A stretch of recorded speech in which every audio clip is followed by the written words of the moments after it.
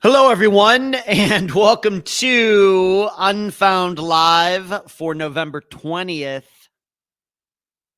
of 2023. I hope everybody is doing fantastic out there. It was a magnificent day here in Clearwater Beach. I actually spent some time speaking to my neighbors today. Off on the balcony. They're over in 8C now. They're down here, I guess, until May. So I'm going to have neighbors, which is really, really rare, right over here next to me. And they were out in their balcony. I'm out in my balcony, and we're talking back and forth. And I can't remember the last time I did that. It's been a long time, but that's how beautiful a day it was. Everybody just enjoying it. And the temperature just perfect.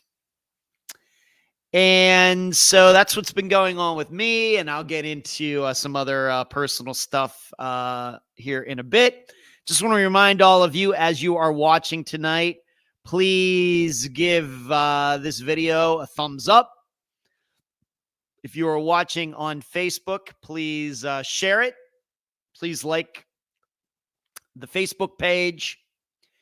And if you are watching on YouTube, if you are not yet a subscriber, maybe this is your first time tuning into the live show. I know that even though this is a holiday week, that a lot of people have off the entire week, Monday through Friday. Like, for example, teachers here in Pinellas County have the entire week off. Lucky for them.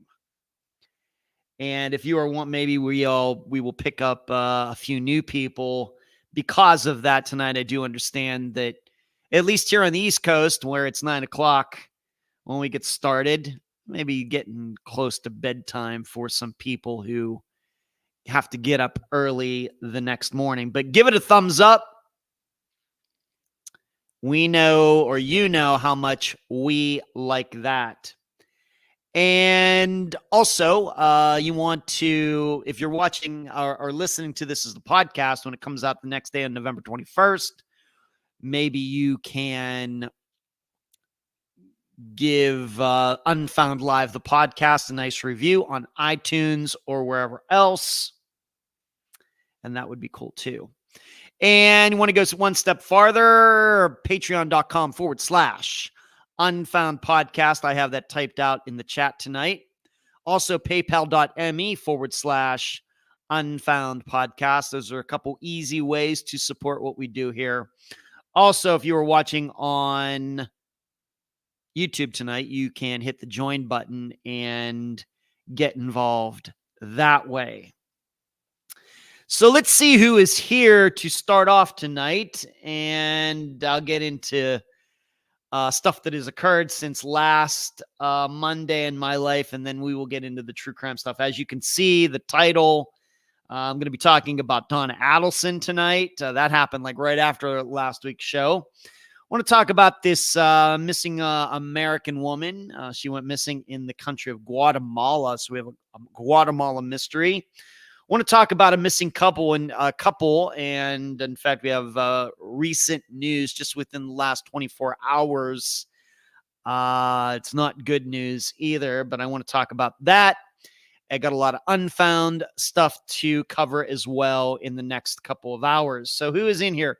Melody, Karen, everything, yo peeps, nephew, Charles. You should know today, Charles, I shipped a UPS a suit up to Pennsylvania today in anticipation of your mother, my sister's 50th wedding anniversary next month.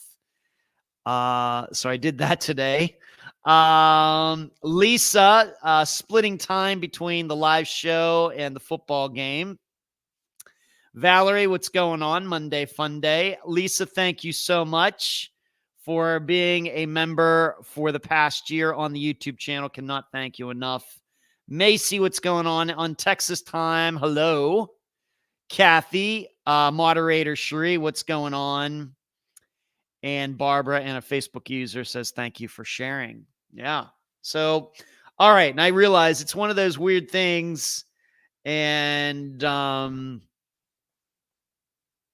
that we usually get more viewers as the night goes on. It's one of those weird things. I don't know why. But Charlie, my nephew, says, nice. The boys and I have tuxedos. You're wearing tuxedos to this? Oh, my gosh. All right. That's fine, Charlie. And Mary, hello to you. Yes. Hey, Ed. Hello, Mary. Hey, Mary. Happy Thanksgiving. And yeah, that is the overlay for tonight's show. Wishing everybody a happy Thanksgiving. I guess that only applies to people, I guess, in the United States, right? But still, I wanted to put it up there representing for my country. So yeah, happy Thanksgiving to everyone out there. All right, what are some things, personal things that have gone on since you saw me last? Facebook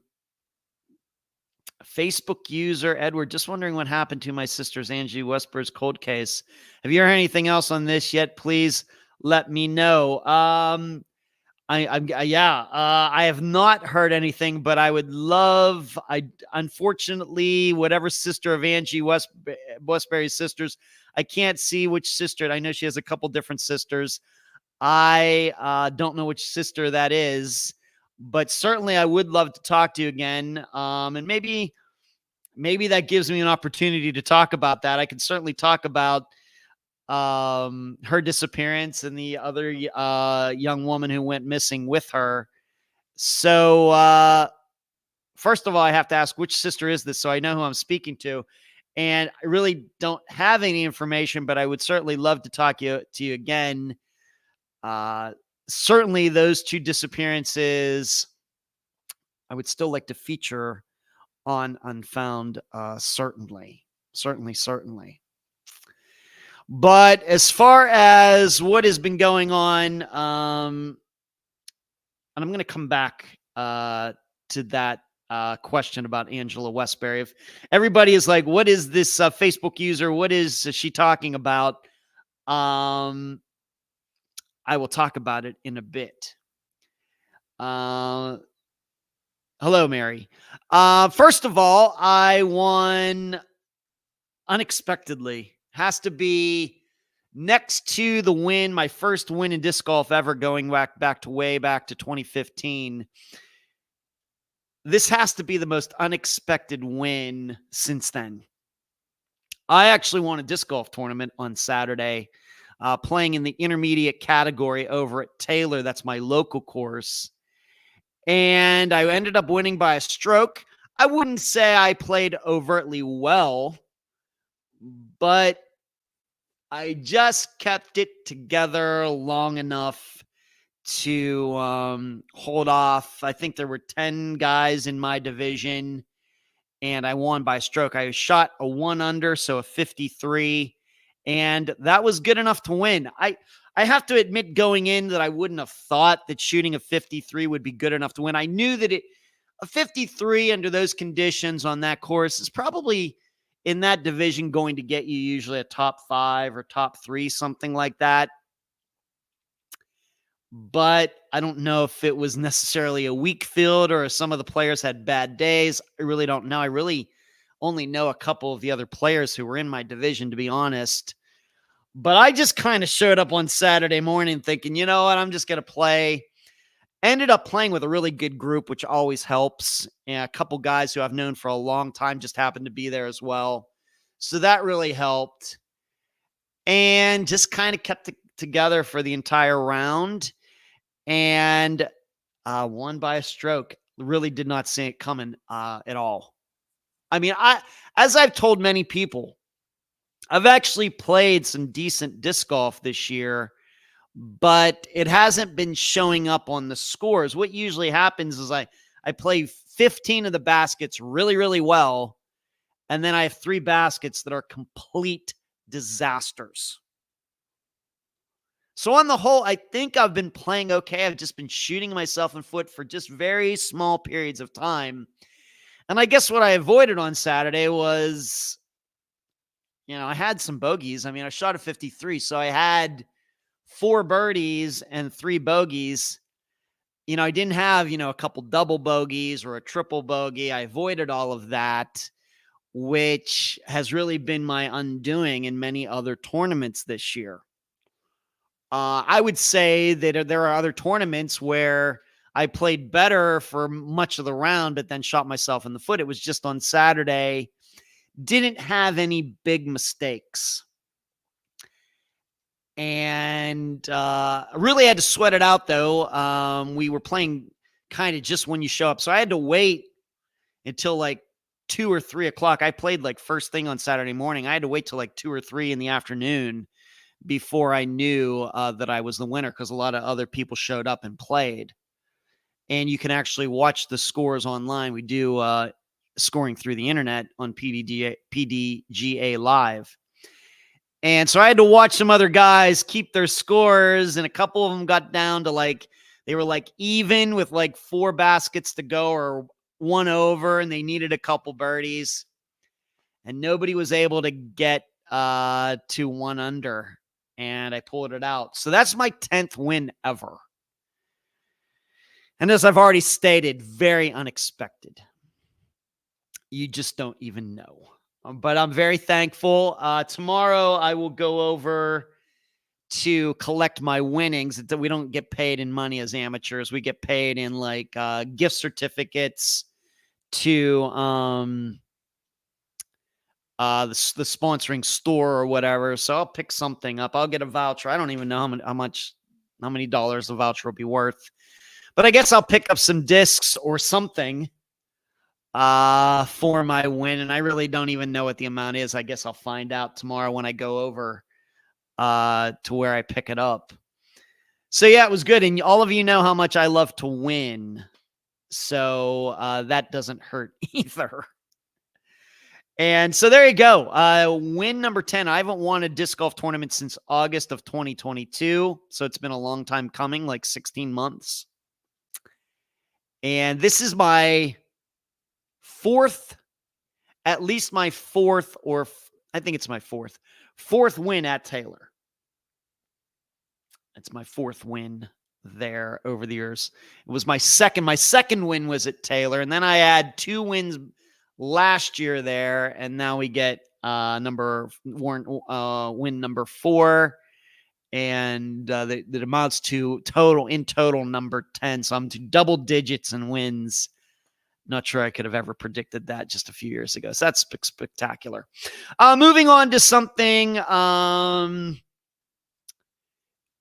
else, kind of unfound related, really unfound related, but also personal. I went and spoke at Largo High School on last Wednesday morning. I got myself out of bed at like 7:45.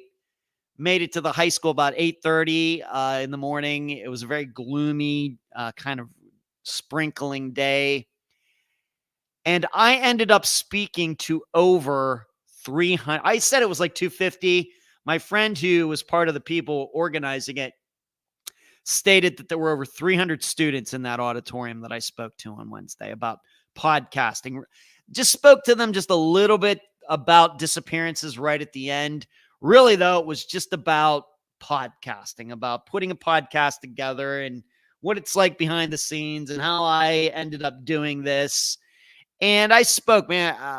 I was prepared to speak for an hour. I think we went about 50 minutes because the guy in front of me went over time, which was fine. And so I had material for about an hour, but I went for about 50 minutes, answered some questions at the end. And the time just goes so fast. It really does. But I don't get nervous doing this. Maybe in the first couple minutes, but once I get into the flow of things, of course, it helps that what I'm going to be talking about is behind me up on the screen. I bring put a PowerPoint presentation together. So all I have to do is look at the screen to know about what I'm, discussing next. So it's not like I have to do it off the top of my head, which is nice. But that is, I don't know, maybe the largest group of people I've ever spoken in front of in my life.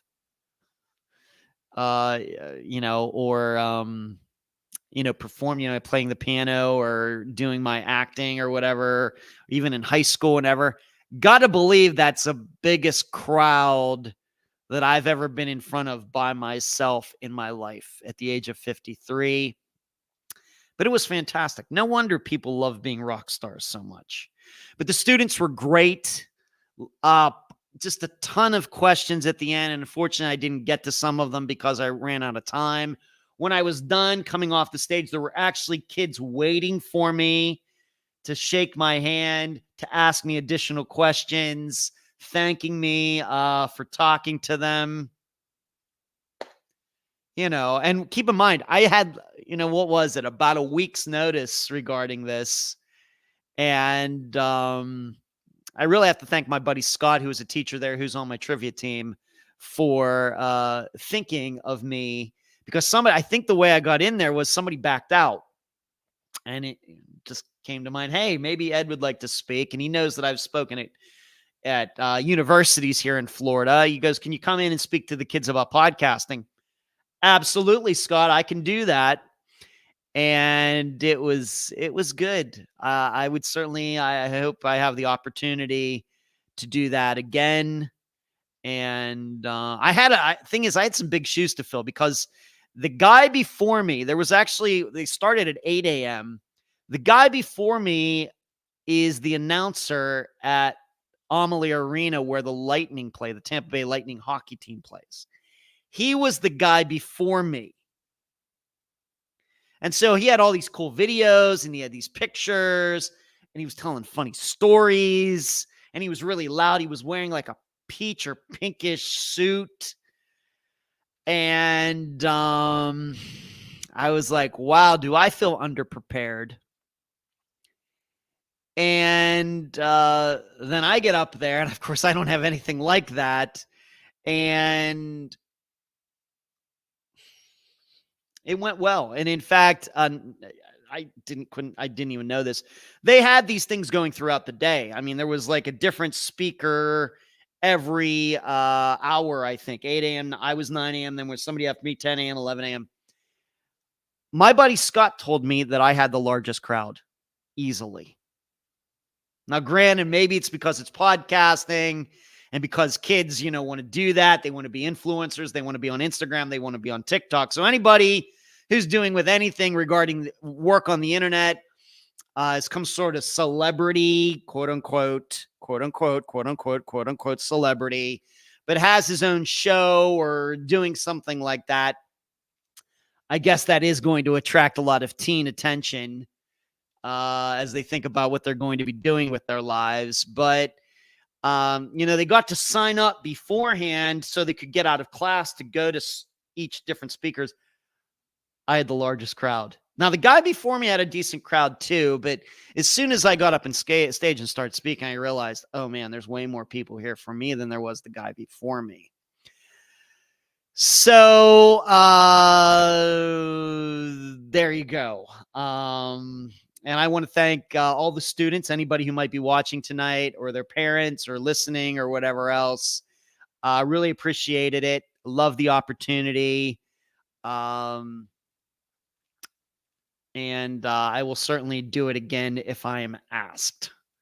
So over 300. I was actually, I have to admit, when I came back and posted, like I spoke to like 250 students, I thought maybe I'm exaggerating just a little bit. And then Scott tells me, no, you were actually low. We actually did the numbers. It was actually over 300 students in there. Crazy. So this is like high school, so we're talking like 15 through 18-year-olds. And if you want to see what I did, it's up on the YouTube channel right now. I did edit out a couple little things where one of the teachers had to like kind of scold them for like murmuring and not being quiet enough. I have to admit, it didn't bother me that much. I edited that out, but really, really, really, really, kids were great. I remember being a teenager and all that. So to get teenagers to be quiet and listen to somebody who they don't know up on stage for 50 minutes or an hour is something. And so I give them all the credit in the world. Thank you so much to Largo High School. I really enjoyed it. Thank you. What's everybody saying here? Hold on. Hello. Thank you, Lisa. Appreciate the congratulations. Hello, Ellie. What's going on? Macy. Did I do Saturday trivia? I did not. I had to actually do some work at home, Macy, on Saturday night because I had played disc golf earlier that day. But I am going to be going to trivia tomorrow night. So maybe I'll have an update on Wednesday. What a great experience, Twinkle. Yes, it was. Thank you. Thanks. You're a compelling person. Lucky crowd. Thank you, Ellie. You're very kind. Wait, did you ever do karaoke? I am actually going to be going to karaoke on Wednesday night, the day before Thanksgiving. I'll be showing up there. And I don't know if I'm going to sing or not. I was going to go on Saturday night, but like I said, I had stuff to do, and I spent my time at home doing unfound work on Saturday night. Or I probably would have gone to check out karaoke right over at the corner bar. Instead, my plan is to go there on Wednesday night, the day before Thanksgiving. Hello, RGB from Australia. Hello. Thank you, Mary. Just listen to your interview with Julie Murray, Ed. You are a sensational interview. Thank you. RGB 18. Thank you. I appreciate that. My job is very easy when the guests are like Julie. Of course, she's very prepared. And I would say that my guests really, for the most part, do make it pretty easy for me. Pretty easy. So I appreciate that, RGB. I've done this so many times after 7 years. I better be good at interviewing people. I should find something else to do. But that doesn't mean I don't appreciate the kind words. I appreciate it. Thank you. And, of course, Thanksgiving's coming up. I'm probably going to be cooking chicken wings for Thanksgiving. Really nobody to hang out with. My brother and his wife are going to Biloxi, Mississippi in their RV. And so I will probably just have a quiet day at home, which is fine by me. Probably get some unfound work done. We'll see what happens. Hopefully, all of you are having great times watching football, getting together with friends and family.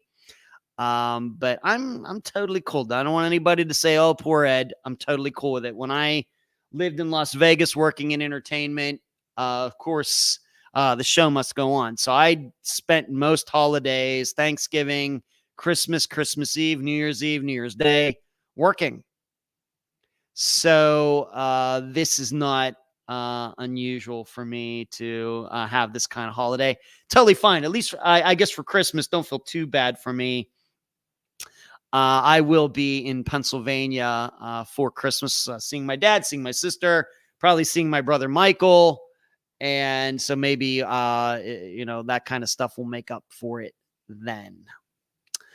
All right. So that's all the personal stuff, I think, out of the way. I think that is about it. But yeah, this week due to Thanksgiving, it's a little weird. I'm going to go play trivia at Fat Cats tomorrow evening. I may be myself. Maybe my buddy Kevin will show up like he did last Thursday. But then Wednesday, right now on the schedule, is to go with karaoke. And we'll see. Usually Wednesday nights, that night before Thanksgiving, is usually a pretty rocking night out there. So we'll see how it goes. All right, moving on to unfound stuff. The Ashley Higgins poll. It's very unusual disappearance. Not sure if she disappeared in California. Did she disappear in Nevada? I made my case where I think it really should be considered that she did not disappear in Las Vegas. And even going back and reading the email that Melissa sent me a couple weeks ago when I was trying to interview her, I stick by what I said, and I have all the respect for Melissa in the world. I don't want you to think that because I doubt her story that I think she's a bad person or that she's trying to mess up the investigation or anything else. I don't think that at all. I think she's just a woman who at that time in her life as a girl, as a teenage girl, going through a very, very tough time. A lot of bad things going on. And that can really mess with your mind. And I'm not even calling her a liar. I think in her mind that I think at this point, she maybe doesn't know what to think. I think it's like here she is at a certain age and she's looking back at that time and she's probably thinking, I'm not sure now that that's really what happened. And so I have to go with that. As if you've seen any other places where Ashley's disappearance has been featured, they pretty much go, although there's not a ton of coverage out there, but you'll see they pretty much just go with the story that she told, the Missile told back in the 1980s. Whereas me, I like to look at both. You've heard me ask many people, what did you think when that person went missing? Did you think it was foul play? Did you think that person ran off? But then, as you've heard me do many times, I asked the guest, well, now that all these years have passed, has your opinion changed? That person said something back then, you thought one thing. Do you think the same thing now? And I just think that Melissa in 2023 is a much more believable person than Melissa in 1982 or 83 or 84. That's my assessment. So the poll for this week was that where do you believe Ashley Higgins disappeared from? Did she disappear from Las Vegas or not? It was unanimous, and maybe this is, as I say, sometimes when I air my theory on something, it's weird how then suddenly not everybody, but a lot of people suddenly think the same thing. And unanimous, at least in the group, that she did not disappear in Las Vegas. So it doesn't seem to me that Melissa's story, the story at the time back in the 1980s, is holding a lot of water for these people. Now, for the think tank, which occurs every Sunday evening at 7 p.m. Eastern, patreon.com/Unfound Podcast. Would love for you to be a member there. Everybody there just has such a great time there. Maybe gift that to yourself for Christmas, or maybe you want to gift it to somebody else. Maybe you're not interested, but you know there's some true crime person out there who might enjoy being part of a very, very selective group, secretive group, but secret group. Maybe you should sign them up for the think tank at patreon.com/Unfound Podcast. And signing up at the premium level, at least $12 a month. Of course, they get a lot of other stuff besides that. Now, you should know for the think tank, there was at least one person. I don't know if he is in here or not, but there was at least one person member in the think tank last night that was kind of believing that, yes, really, really could believe that Ashley did disappear in Las Vegas. But even that might have been a little shaky. But everybody else, I think, felt like I do. That it very well may be true that Ashley disappeared in Las Vegas, but they're not going to believe it because Melissa says so. It's just too sketchy. And, just like I said a couple weeks ago when she sent me that email, she just said, you know what? Really love that you're giving Ashley's disappearance attention. I continue to feel horrible about what happened back then, but I just don't think that my memory is good enough now to really talk about what happened back then. I really am not so sure now. So there you go. And as you know, for me, I have to say, and I did the blog once again, patreon.com/Unfound Podcast. I'll just keep it very simple to say that weirdly, maybe you have to go through the weeds a little bit to get to it. If you were to put a type, what kind of disappearance is this? Think that this is the man said type of disappearance, even though, and I'm not saying or the woman said. I'm not even saying the man or the woman is Melissa. I lean more toward Lee in all of this, as best as we can tell all these years later. So what is everybody saying? RGB sounds like an introvert Thanksgiving. I wish I had a corner bar with karaoke near my place, also in Florida, also nearby me around here. Are just like, nope. Sorry to hear that, Mary. Yeah. And the weird thing is that for a few years running now, this place near me has been rated the best karaoke bar in all of Tampa. And it's even closer to me than where I go to play trivia. I mean, really crazy. RGB, hey, Ed, well, I understand most cases are American, which makes sense. When we know a country, sometimes an area, it helps. However, any other overseas cases coming up? Overseas, no.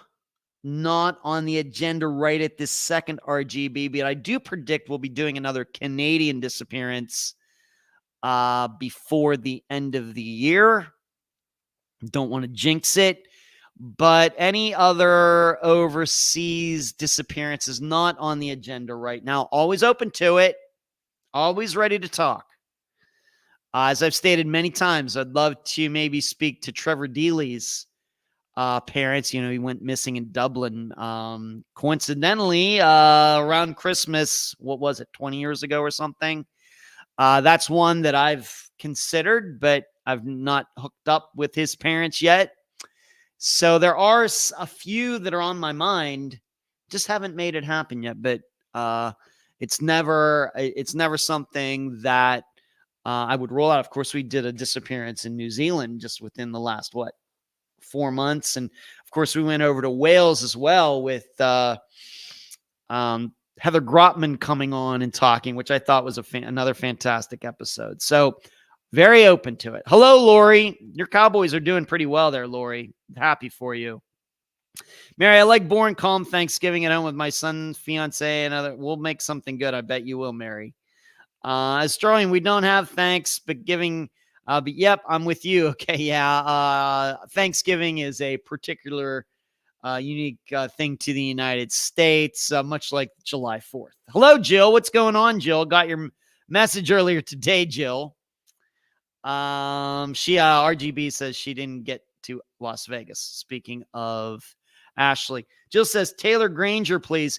Yeah, Jill, that's the one you tagged in the group. Isn't that the guy who talked about UFOs and everything? I'll give it a shot. 1 p.m. Tuesday. So many times don't match up. Do you take donations or maybe just become a member?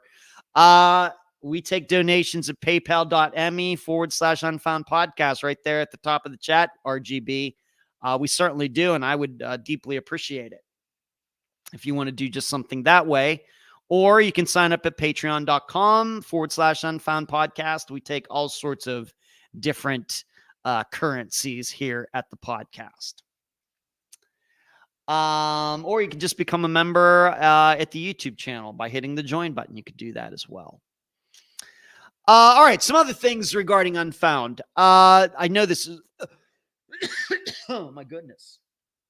I know this is way off in the distance, but you know that Christmas and New Year's fall on a Monday this year.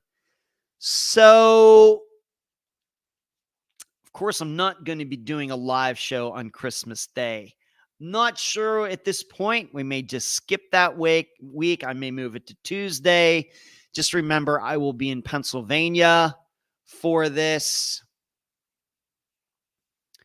And just aren't sure right now. We could certainly do a live show on on New Year's Day. That's no big deal. But for Christmas Day, that seems weird. So not sure what I'm going to do, but don't be surprised if I just decide to take that week off. On the other hand, if there's big true crime news happening that week and stuff going on with disappearances being solved or anything, I think I will feel compelled. I will be compelled to do a show on, on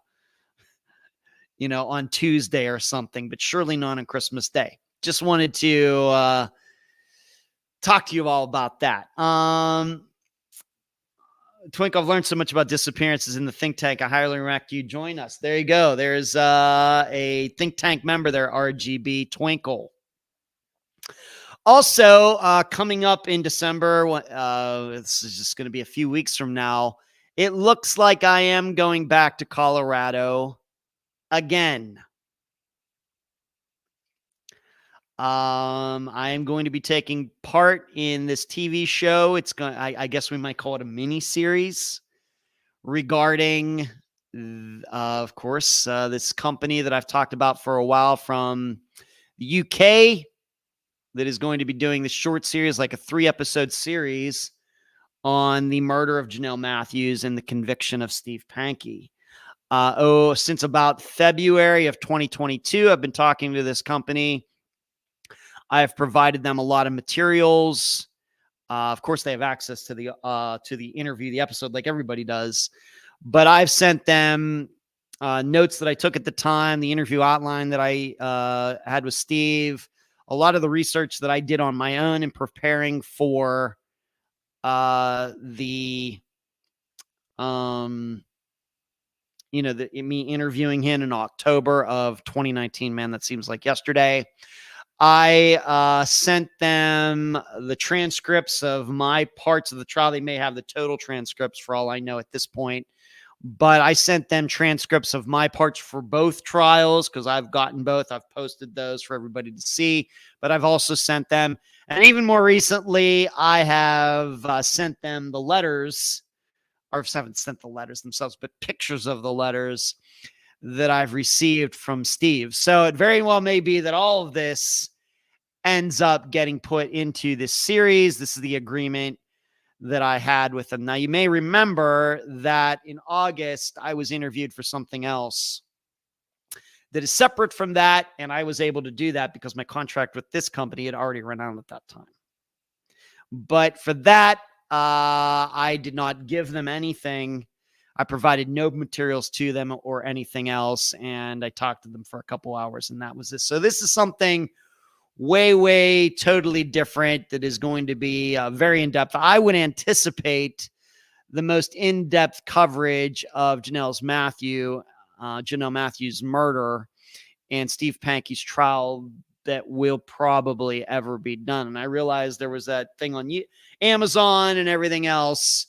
I anticipate that this will be more in-depth than that. I don't know if it's really going to get to the bottom of whether Steve actually did it or not.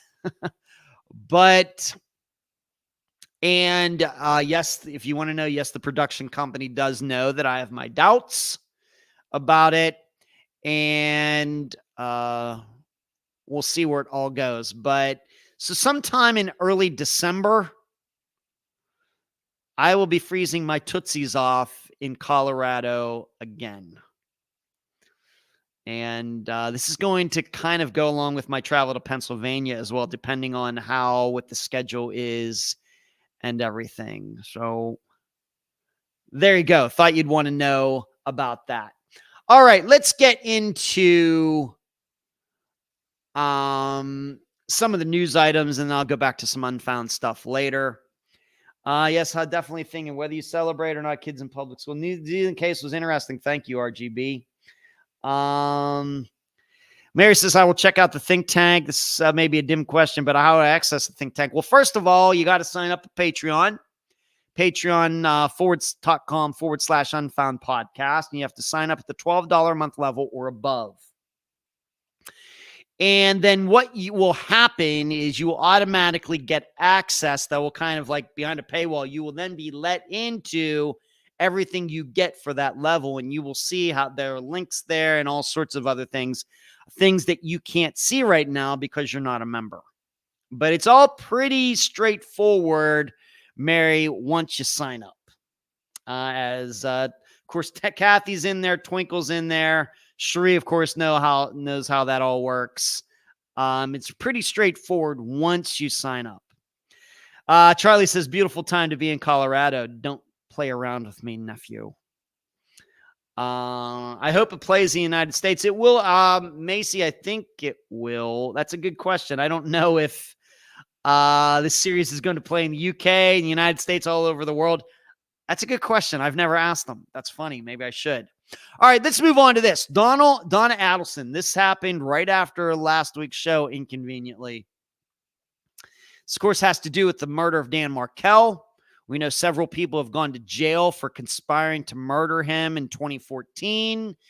And there's always been this belief out there that more than just the brother was involved in this. Well, it turns out that the mother of a Florida dentist who was convicted in a murder for hire plot over a custody dispute was arrested Monday night. So as this show was happening last Monday, this was going on allegations linked to the 2014 killing.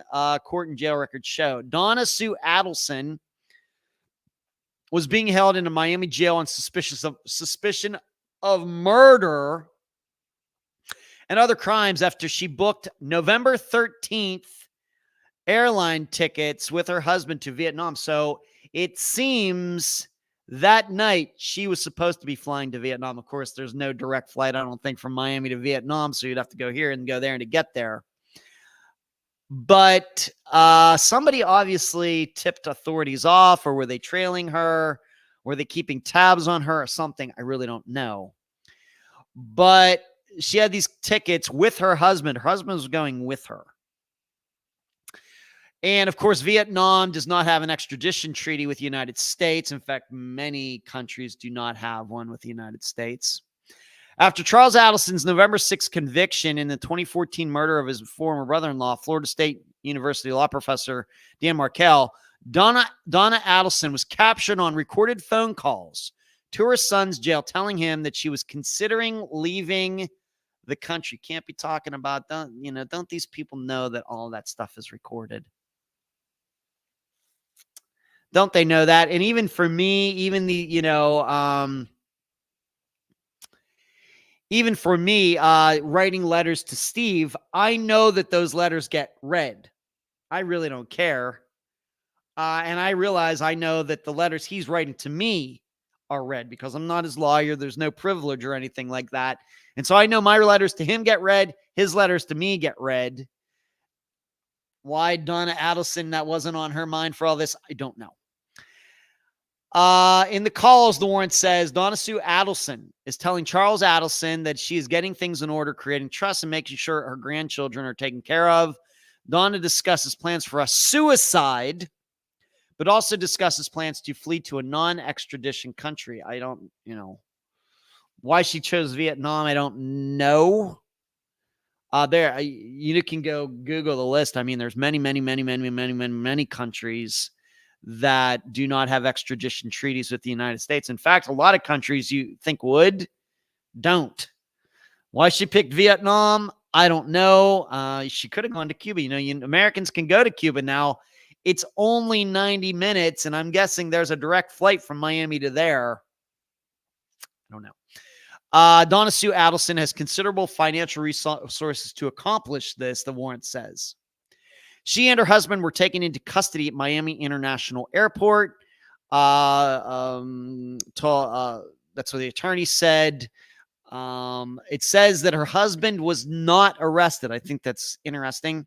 She was arrested, husband not arrested. In addition to a first-degree murder charge, Donna Adelson was also accused of solicitation and conspiracy. The warrant says Donna Adelson and her husband had the means to finance Markel's killing and provide ongoing compensation to Catherine Magwana, an ex-girlfriend of Charlie Adelson, who was convicted of first-degree murder in the slaying last year. Prosecutors had accused Magwana of hiring Sigfrido Garcia, the father of her two children, to carry out the murder. Garcia enlisted a childhood friend to help. The friend pleaded guilty to second-degree murder in exchange for testifying against Garcia Magwana. Having problems with that name. Authorities said the plot hinged on a dispute between Markel and his ex-wife. Okay. After the divorce, Wendy Adelson wanted to move the children from Tallahassee to South Florida to be closer to family, but a judge ruled against her. Donna Adelson repeatedly tried to convince Wendy to coerce Markel into moving across the state. Donna suggested offering Markel $1 million to make the move, with different family members dividing the payment into thirds according to the warrant. I would have taken the money. Donna also suggested that Wendy threatened to convert Markel's children to Catholicism, knowing Markel was very observant in his Jewish faith and that the religious practices of the children are of the utmost importance to Markel. This is crazy. At a court appearance Tuesday, Donna remained silent while a judge read the charges against her. She is expected to be extradited to Leon County, that's up in Tallahassee area, by the end of the month. A lawyer for Donald Adelson did not immediately respond to a request for comment. And as I have written in my notes, she was so concerned about her son that she was going to Vietnam. She must be a piece of work. This is one of those things where, as a non-married person, as a person who has never, ever been close to getting married, I have all the respect in the world for my ex-girlfriends, but you should know most of them are still single too. This is probably something that I can't relate to, trying to get along with future in-laws and everything else. But it does occur to me, was Donna Adelson always like this? As something that I often, it's like a theoretical question, rhetorical question, whatever you want to call it. I often ask myself as I am analyzing disappearances, is that, using Donna Adelson as an example, if somebody would have told Donna Adelson 30 years ago that she would be charged with an accomplice in a murder, of course, maybe not knowing who the victim was or anything else, but somebody from the future, from 2023, goes back to 1993, whatever she was doing at the time, and saying, Donna, in 2023, you are going to be charged as an accomplice in a murder. I got to believe that Donna would have said, that's crazy. I would never do something like that. But here we are. Of course, it just charges. That doesn't mean she's going to be found guilty. Of course, a lot of you have believed that she should have been charged a long time ago. You actually absolutely believed that she was the instigator about this, really pushing this forward, that it wasn't Charlie or Charles Adelson or even Wendy who came up with this idea. But Donna, this is something a lot of you believed. I don't know if I've exactly been on the train, but I've certainly talked to some of you about it. She had been told 30 years ago, you're going to murder someone. You're not going to actually murder the person yourself, but you're going to be an instigator, or at least be charged with that. I'm sure Donna would have said that's crazy. But here we are in 2023, and she's plotting to go to Vietnam and everything else. This is just how life goes sometimes, I guess. And this also shows, hubris, pride, vanity, all those deadly sins that, we take those steps, and we get ourselves into a very, very dark place. Maybe not being charged with murder, but one day we wake up and we say, oh my gosh, what am I doing? What am I doing? But you look back maybe at the last year or 5 years or 10 years and 20 years, and you really can't see the mistake. That made sense. That made sense. That made sense. That made sense. That made sense. But here I am, and this doesn't make sense. I don't know. Has there been a novel written about that, or a movie or something? This kind of stuff is always fascinating to me. And I think that I've talked about this before on the live show in other circumstances where seeming normal people otherwise get knee deep, neck deep in something. And you wonder if they could have ever predicted this 10, 20, 30 years ago. So we're all sitting here saying, there's no way that I would ever be connected to a murder. I would never do something like that. Well, I think that most people, say that at one time, but some of those people do end up being involved in murders. And that, that's kind of one of the things I think we've learned with Unfound is I like to remind everybody, a lot of these disappearances where we believe that the husband caused the wife's disappearance, I'm pretty sure that if you'd have told that husband 20 years before that, you know what, 20 years from now, you're going to murder your wife, the guy would say, I'd never do that. I can't believe you're saying that to me. That's not me. I would never do that. Because a lot of these guys don't have criminal records before or after. A lot of these guys were seen as decent people. But here we are thinking that they did something that no human should ever do. It's a fact. I don't know why it is. It's just a fascinating topic to me. Thank you, Shri. Let me see here. Shri saying the think tank is a great, awesome community. Thank you, Shri. It's true. Stop off in Dubai. She was talking about the plans to Charlie and Jerry Carter. Yeah, as I read. Thank you, Shri. So the flight was going to go from Miami to Dubai to Vietnam. Okay. I don't think Dubai has an extradition treaty with the United States there. I think, I'd rather be in Dubai than Vietnam. That's me.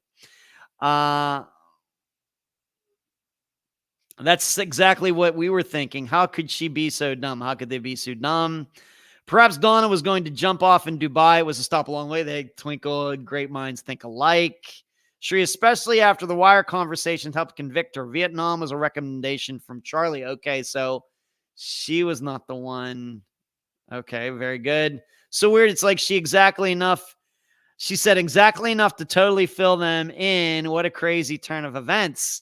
It is. And the thing is, you got to believe that she knew what the public was saying about there. She could not be totally clueless to the idea that there were many, many, many, many people out there thinking that, that she did know what was going to happen. In fact, she might have even put the plan in motion. She had to know a lot of the public were thinking like that, even though I don't know if there was any evidence against her, but surely now there is. And she gave it to them. It's like a Columbo episode. Shri says, Mag Banawa.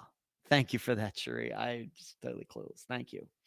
Twinkle, so weird that the husband has not been arrested. Was he not aware of all the money being spent on the hit? But law enforcement may have plans to deal with Donna and then get him next. Maybe. So she was arrested for murder, but her husband, Charlie's dad, was not involved or linked. He's not been arrested yet, Mary. Donna's one of the most disgusting people I've ever read about, Twinkle says. Shri, I think a lot of things were kept from Harvey. He definitely was aware, but proving it going to be tough, Harvey being the husband. Twinkle says, Donna was one of those people who do whatever it takes to get her way, including murder. I like to win as much as anybody, and I can be very competitive and everything, but do you think that she was like that her whole life? Or do you think, Twinkle, that she just became that way when her daughter couldn't get to do what her daughter wanted to do? Donna is the mastermind, Shri said. Opinion. Yes, Twinkle, good question. The case is so intriguing. All the developments from the start years ago all the way to now. Spiteful people will go to great lengths to cover up. Shri, getting a one-way ticket out of the country after you're implicated in a murder does not look good. It certainly doesn't. Sure. Yeah, for people in prison, one in jail, waiting for trial, custody. Hello, Ashley. What's going on? Good to see you. Good evening. I think Donna's always been that way. So Twinkle's buying in. She would have done this 30 years ago. She would have done this as a teenager. Okay. So that is the Donna Adelson story. Very, very bad. And of course, this all sets up for they're going to be able to play that if she does go to trial. If she doesn't take a plea, they're going to be able to play that at the trial. Big, big trouble for Donna Adelson, but maybe what she deserves. I don't know. It's trouble for her, and maybe it's justice for the rest of us and justice for Dan's side of the family. And that's, I'm guessing the Dan side of the family has talked about this, but I haven't seen them quoted or, regarding anything regarding the Donna being charged, maybe they've felt the same way, that she was the mastermind the whole time. Yeah, looks bad, Mary says. Reminded me of the Pike County, Ohio family, the sickness of them all and how they attempted to hide in Alaska. Yeah, that was the murder massacre from some years ago, where the instant online social media sphere started saying, oh, this looks like a drug gang did this. And then what do we find out? It all has to do with the custody of a child and allegations of sexual abuse and everything. As we continue to say, relationships, they are a killer. All right, moving on. I want to talk about Guatemala. I don't think we've ever talked about the country of Guatemala on the live show or the podcast or Unfound Now or anywhere. I think this is the first time Guatemala has ever been a topic in the last 7 years. This is about a woman from San Bernardino who went missing there while kayaking. The last person to see a missing Monterey Park woman at a yoga retreat in Guatemala is speaking publicly for the first time through her attorney. To say my client hasn't done all she can is not true, said attorney Christopher Gardner. Gardner represents Christina Blazek, a San Bernardino County public defender. So a lawyer representing a lawyer who attended the same retreat as Nancy Ng. She has been accused of maintaining her silence despite pleas from the missing woman's family to speak with her. The 29-year-old hasn't been seen since October 19th when she left on a kayak excursion with a yoga group on Lake Atalan in Guatemala. My client did not go anywhere near Ng. With Ng, they happened upon each other on the lake, said Gardner. While on the lake, Blazek's attorney said the two women chatted, and eventually Ng said she wanted to go for a swim. My client tried to tell her not to swim because it was rough out there and that there was a good current, the lawyer said. According to Blazek, the warning went ignored. Ying went into the water and in the process pushed her kayak away, which Blazek then tried to retrieve. She kept one leg in her kayak and one leg in the other kayak and tried to get it back to her and got close to her. And then apparently she lost the kayak again and she turned around to go back to the kayak again. And when she turned her back around, Miss Ng was gone. Gardner says Blazek went for help and a distress call was called out. As for rumors that Blazek fled Guatemala in the hours after the incident, her attorney says that's not the case. Gardner told Eyewitness News his client spoke to local authorities and tried to tell them where to look, but she was not familiar with the lake. She was told she needed to talk to the police. And she went and gave a full statement to Guatemalan police. They told her there was nothing that could be done. Apparently, that lake is known for having people drown on it or in it. Blazek's account of events is the first time Ng's family says they've heard of it.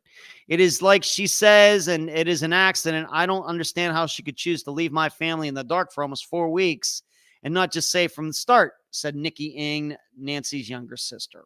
Ng's family said they attempted to reach Blazek after the incident, first by giving her number to the yoga instructor in charge of the group, then through other contacts. They say they sent 2 separate emails dated October 25th and 31st. They say Blazek, by the way, that's Blazek, didn't respond to any of their pleas for information. We're not blaming anyone or accusing anybody of anything. All we want is answers, and we want to bring Nancy home, said Ng, the sister. Blazek's attorney says his client was traumatized by the experience and needed time. They tell her they understand she's been through a traumatic experience, but then they tell her she needs to come forward to assist the authorities, and they say in the same email if she doesn't come forward, they'll make her come forward, says Gardner. Yeah, it's a fine line. The Ng family does not deny that the email they sent on October 31st contained a threat to compel Blazek. In the email shared with Eyewitness News, the family questions why Blazek was refusing to speak with them and asks to help them understand what happened to Nancy. The email ends with the family stating if she refused to cooperate, they would pursue the matter. Even so, the Ng family is still hoping to hear directly from Blazek. I hope she can understand that we have no account of what happened because she's the only person that saw what happened and it wasn't included in the report. Meanwhile, the FBI released a statement saying witnesses have been speaking with investigators. At this time, the FBI is not aware of any evidence of foul play, and witnesses have been cooperative with authorities. The FBI is offering resources to the Guatemalan authorities to help in the search. The Ng family has hired a search team to try and find Nancy. Let me see what everybody's saying, and then I'll get into this. All the developments going back to the Dan Markel murder from start, years all the way. Spiteful people will go to great lengths to cover up. Right, Shirley, getting a one-way ticket out of the country after your does not look good. 4 people in prison and in jail waiting for trial for custody. Yes, looks so bad. Reminding me, she probably always been spiteful. Mary says, makes Donna Adelson makes people do things her way. Ashley is asking how everybody's doing tonight. What's going on? Hi, Ashley. Okay, going back to this Nancy Ng. I have right in my notes, this is why the media sucks. And I know I'm part of the media. And they run, very quickly to, they want to see something where nothing is. Surely, if you go back to how this story has been covered over the past 3 weeks, well, you'll even find articles written back at the earlier this month that the kayak group, hurried their way out of Guatemala, and the authorities were trying to talk to them, but they took off, and it all seemed very suspicious. They all know what happened to her, and they wanted to get out of there. And I don't think that the United States has an extradition treaty with Guatemala either, by the way. Either way, that they can't be compelled to go back to Guatemala if they don't want to, I don't think. But this is, certainly, I guess something of a foul play nature could have happened. But the way this story has been written basically since day one really, really, really is trying to get everybody to think, that something of a foul play nature did happen, when there's surely no proof of that. As I said, you'll find reports saying that the tour group hightailed it out of there, that they were acting strangely, that they were still in the country but couldn't be reached. They were ignoring, calls and things from the authorities while they were still in the country. This is everything that is bad about crime reporting that goes on now. It surely is. And it's clear to me that nothing. I will tell you, I get it. Why this Blazek woman, let me get her first name, Christina Blazek, we can perfectly understand why she acted the way she did, especially considering now that we know that she's a lawyer. Because here are how these things go. If she goes to the family directly and says, you know what, here's what happened, and it's just as I read in this story, she could find herself not in criminal court, but in civil court, because she didn't do enough to save Nancy. She could.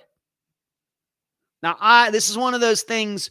What responsibility do we have to save people? It seems clear to me that Nancy was doing something, the missing woman was doing something that probably should not have been done. I've not looked at this lake. I don't even know where. I could maybe pick Guatemala out on a map. That's about it. But there's a reason they send you out in kayaks. There's a reason you're not, for example, water skiing on that lake. But according to Christina, if we're to believe her, Nancy wanted to do something. What are we saying? Do we really believe that they got out there and Christina bopped her over the head with one of the oars from the kayak and Nancy went into the drowned? I guess it's certainly conceivable. But, really.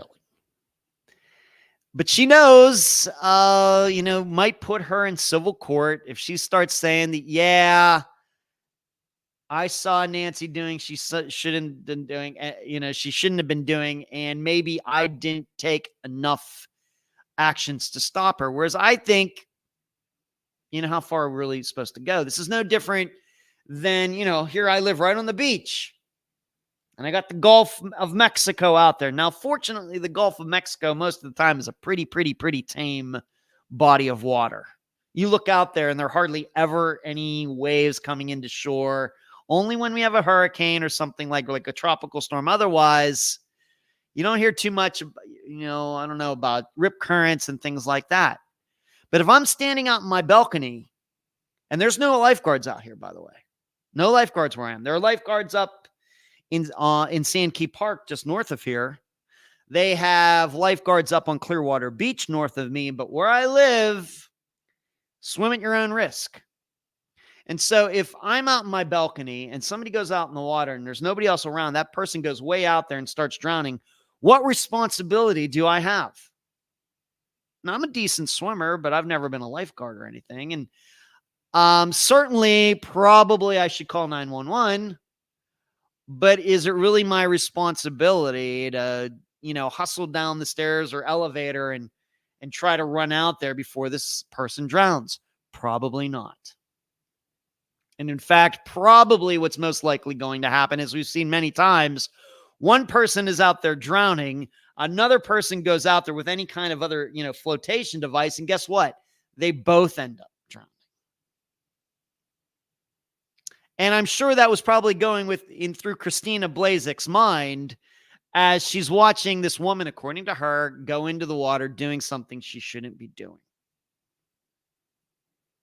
But, and me, I don't identify with them, but I really try to help families out. I try to understand them.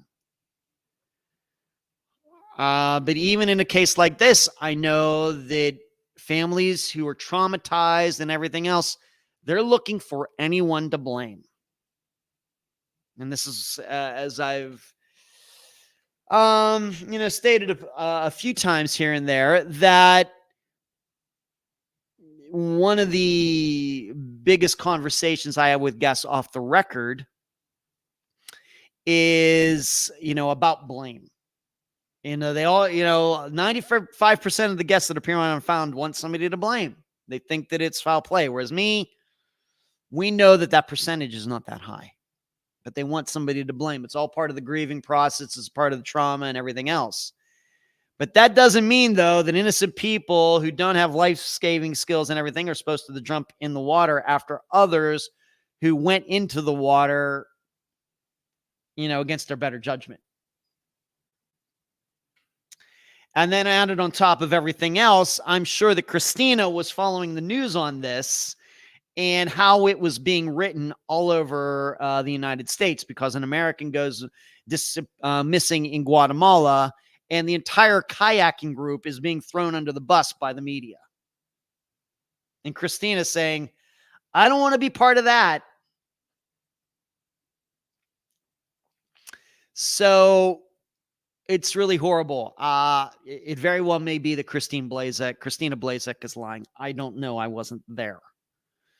And certainly if this woman, very sadly, if she did drown and certainly if they bring her to the surface, they find her somewhere in that lake and they bring her to the surface, and if she has like some sort of gash or huge bruise or whatever across her head, and it looks like somebody hit her with a kayak oar, then guess who will be looking up? We'll be looking up Christina Blazek. But other than that, I cannot suspect her of anything, and I don't suspect anybody else in this group of doing anything either. I can remember, maybe I'm just maybe more in tune with this when I lived in Las Vegas with Lake Mead being there. Of course, Lake Mead when it had more water, but it seemed like every weekend you would get a story coming out of Lake Mead about somebody drowning. Every weekend. Maybe not every day, but every week, especially during the summer, you would get a story about somebody going out there and drowning. Yeah, a lot of times it has to do with alcohol and drugs. Somebody, as I've said many, many times, drunk people can't swim. But these people are drowning among friends. And there's boats. I mean, you see Lake Mead on a weekend, man, there's boats all over the place. Still, these people drown. And Lake Mead isn't really known for being that rough either. Of course, they never have thunderstorms or, anything like that there. So these things happen. They're very, very sad. So if somebody can drowned or drown, uh, on a very busy lake like Lake Mead, just there 1 second, gone the next, and people are diving in trying to find the person, and that person may not be found for days, then certainly a woman who is going out in a kayak on a lake in Guatemala can drown and it not be suspicious either. Certainly tragic. So I predict, I got to believe that they'll eventually find her body. I don't know why they haven't found it yet. It's been some weeks now, but we know, it's not exactly predictable that a body is going to float or stay down at the bottom. Is there a river that leads out of the lake? These are things I don't know. But I think they eventually will find her. And I don't fully believe that this is foul play at all. So, Ashley is asking a question. What's everyone's favorite thing about Thanksgiving? I'll answer that. I don't know if anybody else has answered that yet, Ashley, but I will answer that. The stuffing, even though I know I'm not supposed to eat it. Probably of the food, the stuffing, me and my digestive system is very, very touchy these days. That's probably the stuffing as far as things you eat. And, it just kind of begins the whole holiday season feeling and everything, which I think everybody enjoys. I think that's probably the best thing for me, Ashley. So that's, Ashley's typing that a few times. Maybe somebody else will answer you, Ashley, now that I've answered you. Mary says, oh, that doesn't sound good. Sad all the way around, but doesn't completely stink of foul play yet. Maybe some negligence, but not the same. I don't know. Maybe they'll have something against a kayak company, send a bunch of beginners or something out on a lake with kayaks and then one of them drowns. Maybe there might be something like that there, but I don't know. On text, yep, large USA expatriate community in Vietnam. Is that right? I wouldn't have guessed that. Texas time. Of course, Vietnam, former enemy of the United States, but funny enough, we get along probably better with Vietnam these days than we do with China and some things that are going on in that area of the world. Vietnam has actually asked the United States for help. Who would have thunk it 50 years ago? RGB says, didn't get married until 44 yet. I'm 48 now, but there's still time. Well, no need to think about such things, RGB. Hey, Fairy's here. Jill's back. Ashley's really, Lisa's answering. There you go. You're getting some answers now, Ashley.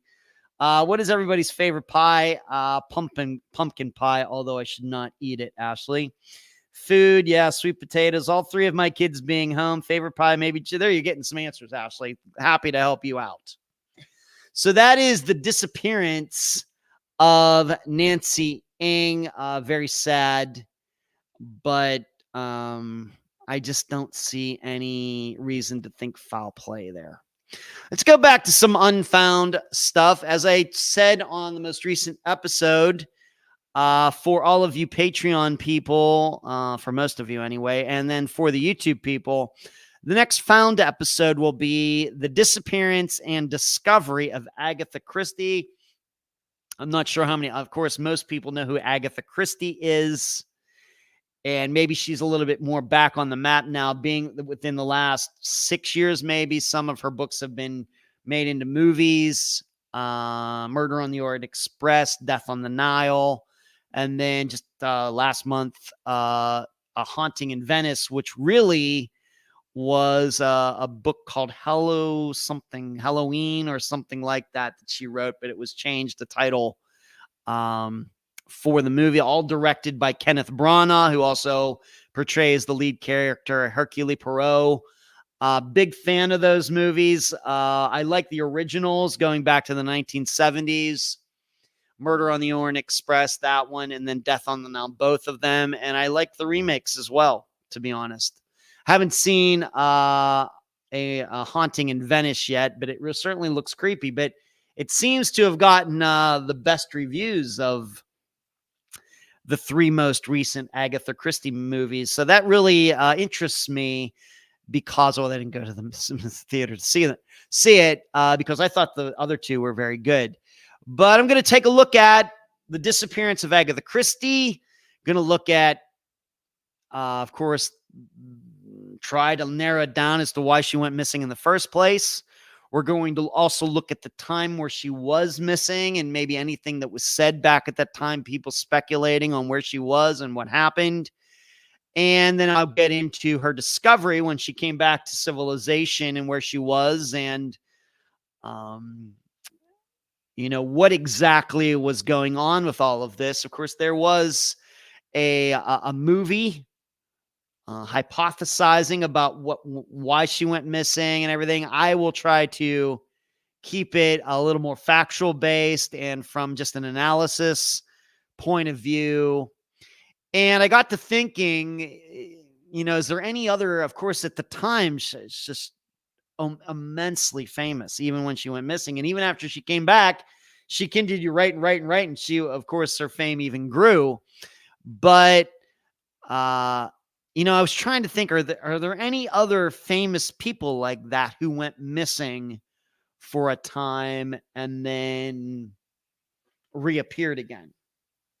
Somebody who was really famous. I mean, like a Tom Cruise character or, a leader of a country or somebody like that. Maybe some of you can maybe give me some other examples besides Agatha Christie of famous people who went missing and then reappeared and were alive. We might think of, although I guess it's not really the same, like Howard Hughes, who, and I'm a big fan of, I'm not a big Martin Scorsese fan, to be honest with you. And it's really weird, my taste. I think The Aviator is like one of the best movies that he made. I realize that people really into Martin Scorsese think that's one of his weaker efforts. To me, it's one of his best movies as far as my taste. I love, of course, anything about aviation and quirky people, especially if they're real people, is going to get my attention. And how that all started, aviation in the United States, flying around the world and all of that with him. And of course, being that I lived in Las Vegas for a time where he lived at the top of the desert Inn for all those years, that maybe I have that connection here. He really didn't disappear. Everybody knew where he was. It's just he wasn't make himself public because a lot of mental issues that he ended up having. So I really don't ever see myself doing a found episode for all of you YouTube and Patreon people on Howard Hughes, because he really didn't go missing. He was just took himself out of the limelight and preferred it that way. And there were just people who did his business for him. But if you wanted to get into crazy, it is crazy, crazy, crazy how rich he was. Crazy. And I realized that it was really his father who invented that drill for oil rigging, and he inherited all that money. I mean, when you start doing the change for inflation to what Howard Hughes would have been worth today, I mean, it's up there like Warren Buffett, Bill Gates, like, Saudi Arabian sheikhs money. I mean, it is crazy, crazy, crazy money what he would have been worth today. It's crazy. So, but yeah, the next found episode would be Agatha Christie. And like I said, if you have any other famous people, athletes, or whoever who went missing, maybe for weeks, for a month, maybe half a year or something, and then all of a sudden popped up on the radar again, I'd certainly like to know about any of those people, and maybe we could make them a future found episode. But that's probably what causes Agatha Christie's situation to stand out so much, because it is so rare. So rare. Lisa's, I love, everybody's answering now. Fantastic. Pumpkin pie, sweet potatoes with marshmallow. Man, Twinkle, I am not a marshmallows fan. Not my mother used to make the best sweet potatoes, Twinkle, but Just a little too sweet for me, if you can believe it. Fairy says being with the boys for Thanksgiving. Text time, I like turkey mayo and tomato sandwich. Oh man, me too. Shree, I enjoy the food. Other than that, I'll have to hang out with my ex and her family. Look at you, Shree. Sweet, changing my answer, spending time with my kids. Lisa says, Twinkle says, for Thanksgiving one year, we took the leftovers and made waffles out of them. Turkey and dressing, they were delicious. That is fantastic, Twinkle. Stitching, what's going on? I'm doing great. How are you? Where you been? Where you been? You used to be a constant fixture in this live show. Stitching, where you been? I see you on Facebook. Good to see you. Sheree says, love the Aviator. Yeah, Twinkle, that would be a cool project for us to do. All right, Twinkle. Don't ask me to put you in charge of it. All right. As far as the next Unfound Now, I'll be doing an Unfound Now looking at a recent disappearance of course, just your average person out there who's gone missing. I've not picked that person out yet, but like I said, I have picked out the next found episode, and that will be Agatha Christie. What else? Any Unfound? Oh, yeah. Somebody wanted me to answer this question tonight. And, why did I and Unfound get mentioned during this press conference that Adam Turner had last week? Well, what did you have to do with that, Ed? Well, I'm going to be honest with you. I had gotten notice a couple days before that happened that somebody had emailed me telling me that Unfound was going to be mentioned, but I have to admit that I was really, when I got the email, I actually had to look up who this Penny Prable Doe was. I had to be honest with you. And so you're probably wondering, well, then, Ed, why did you get mentioned during the press conference when Detective Adam Turner thanked you? Of course, he thanked John Lorden. He thanked a lot of different true crime productions in there. Well, you have to remember that the reason I know Adam Turner is not because of this unidentified remains that were finally identified recently. Of course, I know Adam Turner because he appeared on Unfound a few years ago to talk about the disappearance of Mary Jane Van Gilder. And we have to remember that there was a belief at a time that these remains that were found could be Mary Jane Van Gilder. And so there was, and of course, the irony in all of this is that for all of these years since the remains were found years and years and years and years ago, the thinking was that the remains were of a woman. So it's in the same area. It's in Ohio. Maybe it's her. And given that the time frame when the remains were found was way back in like the 1960s, maybe this was all starting to come together, and it maybe looked like the remains had been, there for quite a while. And we know that Mary Jane Van Gilder went missing, 1945, like right toward the end of World War II. And so it all kind of comes together. Woman remains, Mary Jane Van Gilder is missing in the area. It's not been solved. And so this might be her, or might be she, to use correct English. But the irony was, it wasn't a woman at all. It ended up being a guy. And it just turned out that this guy who ended up being Albert Allen Frost was just not that big of a guy. He must have been pretty tiny for them to think that it was a woman. But I think this also shows how inaccurate all of this can be. And although I've not talked about it recently, I've made the point at one point to say that when you look at NamUs, when you go, of course, for me, I'm going to the missing persons part of NamUs, where the missing people are. Whereas I realize a lot of people use NamUs the exact opposite way. They're going to the unidentified remains of NamUs. And as I've stated, you really, really, really got to be careful about that, because a lot. There are probably, and this is not because anybody is doing a lazy job or just getting things wrong on purpose or just making things up. I gotta believe that there are a lot of mistakes on names in the unidentified remains section. This proves it.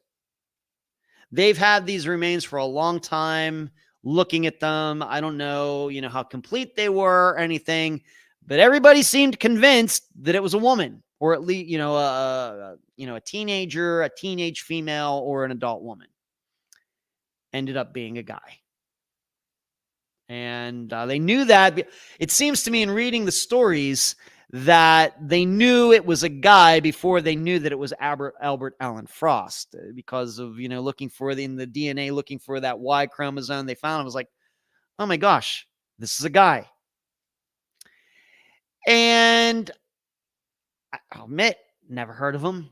Never heard of the case until I got this news release from like the beginning of last week, or maybe even the week before, that, oh yeah, there's going to be this conference, this press conference, and Adam's going to be speaking, and you're going to get mentioned and everything else. And it's just because, if you're wondering and you're asking, it's just because they were thinking this was Jane Van Gilder. And of course, I, along with many other productions, have publicized her disappearance. And of course, now, that disappearance is still unsolved. They thought they were going to solve that. Instead, they solved something totally different that they didn't expect. This is just how it works out sometimes. I don't know how often this happens, but it probably happens more than we think. Probably does. I just don't know if they are such high profile mistakes as this one grew to be, with Alan getting up there, or Adam getting up there and just admitting, yeah, we thought it was a guy or woman, but it ended up being a guy. And I give him all the credit in the world, owning up. We just got it wrong, but now his family knows. And, now that mystery is not with them, that family anymore. Now, it's also, though, obvious to me, well, then we're maybe saying, well, he was found, and why didn't this maybe pop up when it happened and they found the remains? Why wasn't he on there? Whether they thought it was a man or a woman or not, why wasn't he, his disappearance maybe connected to this long time ago, even before DNA came out? Well, one of the reasons is because his family didn't know he was missing. And this is something that I talked about with the Found episode from last month regarding Lori Ruff, is that I think one of the reasons that she was able to pull off changing ideas and everything, her identification, her, becoming somebody new, is because there was nothing ever written about her going missing when she went missing back in the 1980s. That certainly helped her pull off that ruse as long as she did. Same thing with Albert Allen Frost. He was, I think he might have been a World War II vet, and it did seem like he had some problems. Maybe he had PTSD from his service or something like that, but he was known to be kind of transient, here, there, everywhere. Didn't have a constant job or anything like that. And then when people didn't see him anymore, they just thought, well, maybe he took off. Maybe he jumped on a train and headed for the West Coast or something. That's not what happened. And so we just have to remember this regarding disappearances as a whole. Yes, we realize that NamUs is not complete. The Charlie Project is not complete. There's that new kind of newer site that I would say is kind of ripping off a lot of different sites, including the Charlie Project, that is now has a huge database. Those databases are only good as the people entering the information. They're only good as the people filling out the reports. They're only as good as people going, filling out the information and saying, yes, John Doe is missing. They're only good as all of that. And you can't expect to solve disappearances logically when you don't know that the person was missing in the first place. Now, this happened, but this was luck. And the whole time they were no offense to Adam or anybody else, but everybody, was kind of in the dark about these remains, thinking that this was a young woman or an adult woman, and it wasn't. So, but that's why I got mentioned, because really this all came about because of the married Jane Van Gilder work. And I think he was just thanking everybody who has assisted him on that, even though that disappearance is still unsolved. Maybe he just felt that thank you for the support. And I would not say that I've spoken to Adam a lot since he appeared on Unfound, but I did send him a message after the press conference was done, telling him, I know it's not easy to get up in front of those people and speak and everything, but I thought you did a great job, and thank you for mentioning Unfound. And if there's anything more that I can do, I will certainly do it. So let's see what everybody is saying here. Ozzy went missing for a while. Did he? Did he, Shuri? I'll have to look that up. That would be an interesting one. Casey Kasem and Dennis Quaid. They both went missing for a time. You've looked these up, Shuri? That's weird. That's awesome. Mr. Turner's class act. One of my favorite episodes. Don't usually like cops, but he was very interesting. Yeah. I got to say, my experience, Adam is cut from a different kind of police cloth. That is certainly true. Stitching, well, you moved to Monday, and well, the dive bars have me. The dive bars have you on Monday night, so I'm sorry to hear that, Stitching. Well, please watch yourself. Stitching, what do you think of the Delphi case and the students that were killed? Stitching, just off the top of my head, I'm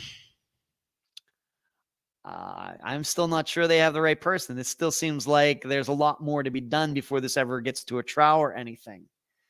I'm not, I have to admit, I'm not inclined to believe all this Odinism and all this stuff that's come out. Of course, the guy has lost his lawyers just recently, and he has to get new lawyers and everything.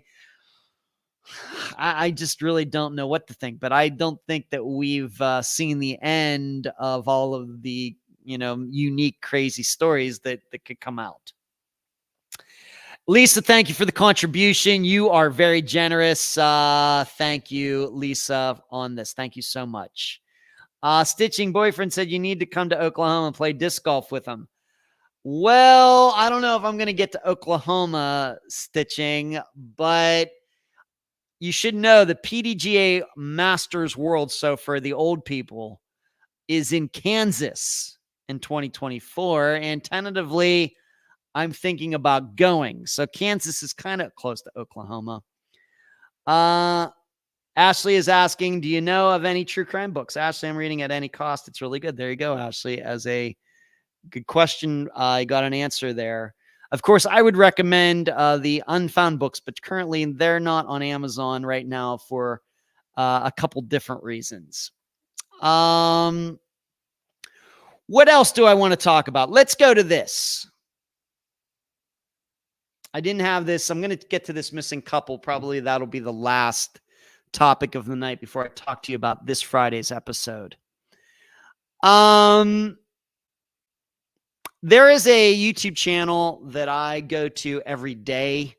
I wouldn't say I watch the videos every day because there's certainly only a type of video that I'm looking for. I don't know if any of you have ever been to the Active Self-Protection channel on YouTube run by John Correa. This is a channel where every day he releases a kind of a security video of a shootout or some sort of self-defense, something that happened out there. And it's all from videos from all over the world that he will play on his channel, and he would analyze them.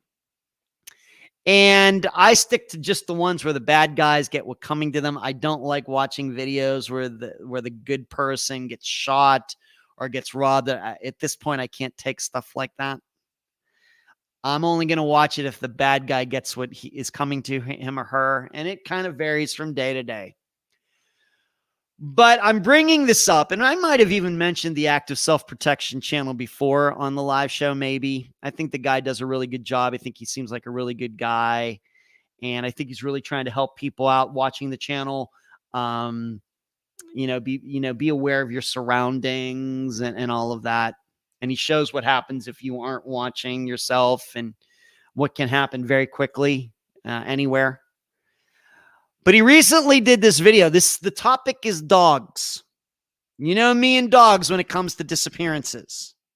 That I don't have a lot of faith in them. As I continue to say, two-legged animals known as humans find way more missing people than four-legged animals do. And I continue to say that even though dogs are trained, really dogs are no different than us. Who knows what kind of mood they're in from day to day? We as, humans are trained to do things every day, and still we don't do those things. And we shouldn't treat dogs as robots, as computers. They're living animals. They have their own feelings. They have their own thoughts. And yes, you can train them to do all these different things, but still they have free will. Dogs have free will. Computers don't, not yet. Androids don't, not yet. Well, recently he put up a video. It was a car chase that turned into a foot chase. So you have this video, the police car with a dash cam following this guy down the highways, swerving in and out, running against traffic, trying, 100 miles an hour. We've seen it over and over and over. Well, eventually, I forget what happens. Does he hit another car? Does he hit the guardrail? Does a hot tire get blown? I don't remember.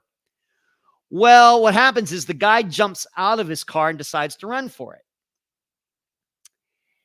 And what happens is there is one of the units that is chasing this guy, is a canine unit with a dog. And what you see on the video is the cop with the dog, of course, sends the dog after the bad guy.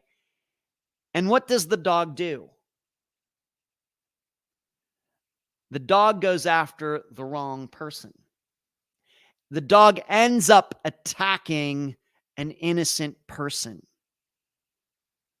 This is a police dog. This isn't some, like we have these dog handlers that are private citizens and, go search for remains. This is a police dog trained by the police. I forget what state it was, what jurisdiction, I don't remember. But you can go to the Active Self-Protection channel, find this video. You can watch it for yourself. This dog was trained to go after bad guys, bad women too. It is let loose after the bad guy. Instead, it goes after an innocent person. If that's not enough, the police officer goes and gets the dog, tries to reset the dog to go after this guy who's still running away, who's still getting chased. And of course, we know that, see you, Ashley. Thank you for the questions tonight.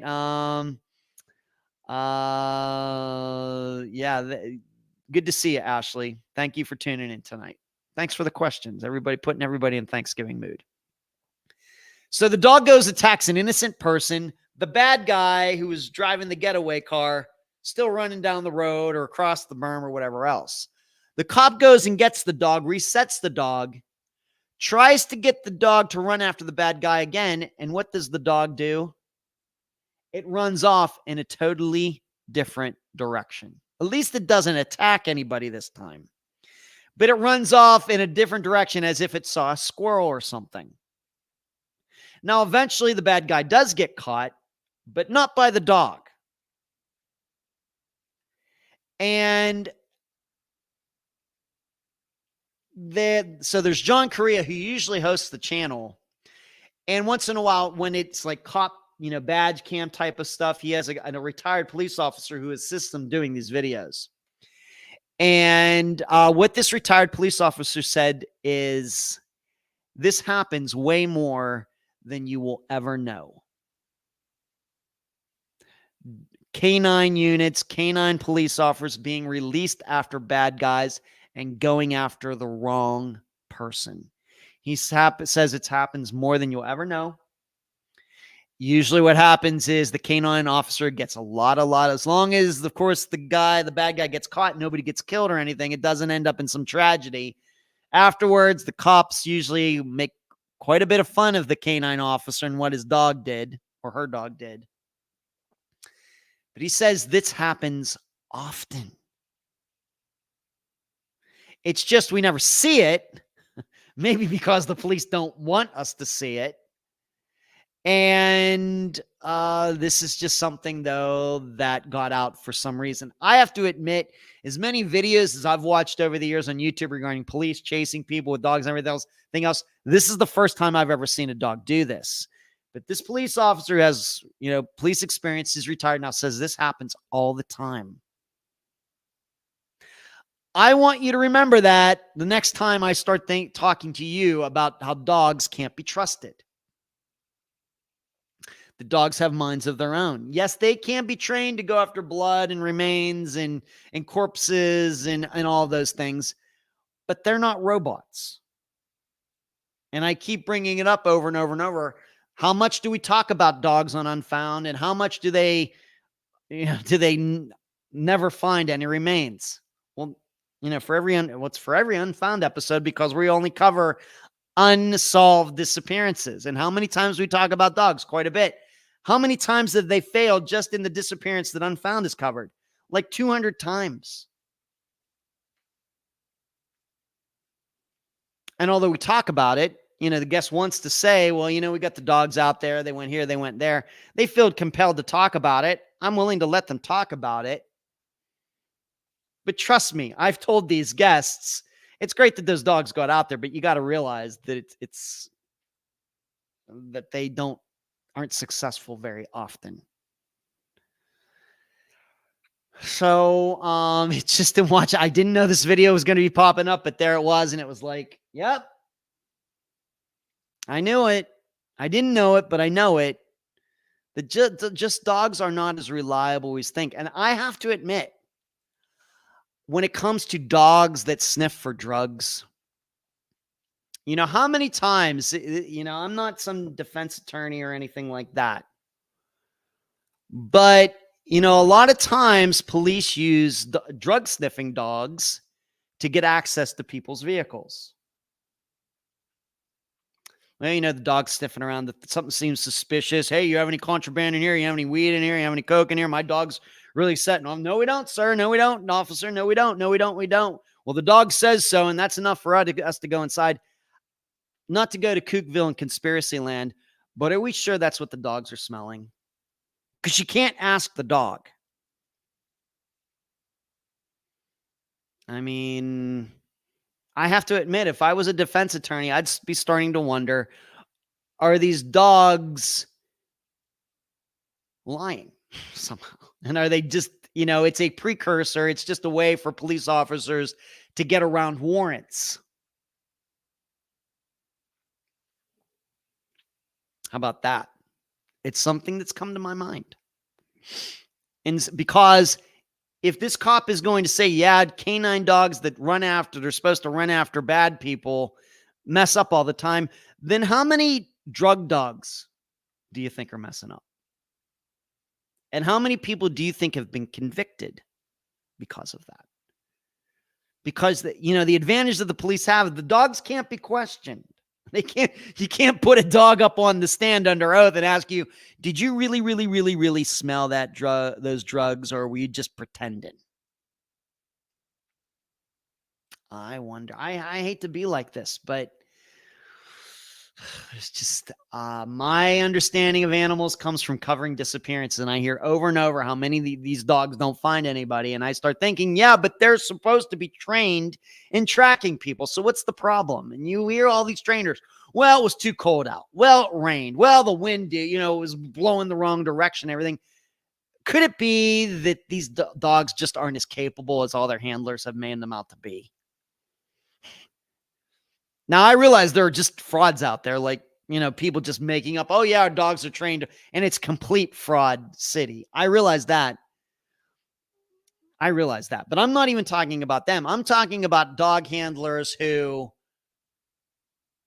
have trained their dogs to allegedly follow tracks, but they've really overstated the dog's ability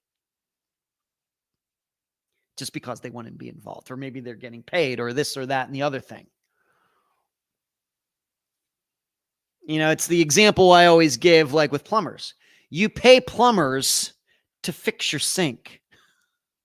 Plumbers don't get paid if they don't fix your sink. But it occurs to me that when we get people out there doing searches who have specialized skills, you know, how many of these people are getting paid, yet they find nothing? Would that then not lead people to cheat, to lie, and just say, I don't know what to tell you. Dog wasn't in the mood today. I'm sorry. Now, I realize a lot of these people do it pro bono, but their reputation enough as a dog handler and stuff could get them other work that might pay, and it might be built on a fraud.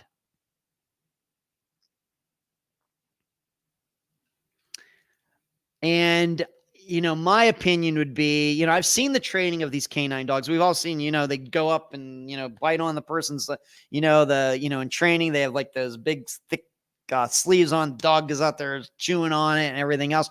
We've seen them trained. And we're thinking, man, that seems pretty sure, man. How could a dog mess that up? And then there's a police officer, and yeah, I see canines messing up all the time. Things when it comes to dogs, we love them. I love pets. And in fact, I will tell you, when I was over at Taylor on Saturday when I won, I'm trying to leave. Somebody's dog followed me to my car and almost jumped in my car. The little dog, his name was Billy. Beautiful little puppy. Dogs love me. Animals love me. Horses love me. Cats love me. All animals just love me. But could we just be giving them a break because we love animals? I think so.